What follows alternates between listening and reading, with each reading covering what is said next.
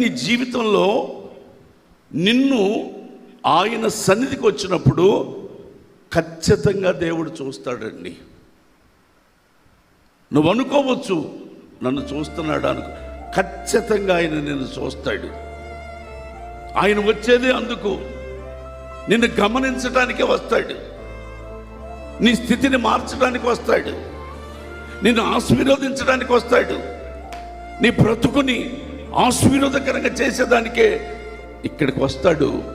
వచ్చిన వాడు నిన్ను చూసినప్పుడు ఆ పాత స్వభావం కనపడకుండా, అప్పుడు రకరకాలుగా ఉన్నాం, బాప్తిసం పొందక ముందు రకరకాలుగా ఉన్నాం, దేవుని సన్నిధికి రాకముందు రకరకాలుగా ఉన్నాం. ఇప్పుడు అలా ఉండకుండా ఆయనకిష్టులుగా మనం ఉండగలిగితే, ఆయనకిష్టులుగా మనం బ్రతకగలిగితే, ఆయనకిష్టులుగా మనం ఆరాధన చేయగలిగితే, ఆయనకిష్టులుగా ఆయన సంఘములో నాటబడగలిగితే, ఆయన మన తల మీదకి ఆశీర్వాదాన్ని పంపుతాడు. ఆమేన్ చెప్పుకోండి. ఆమేన్.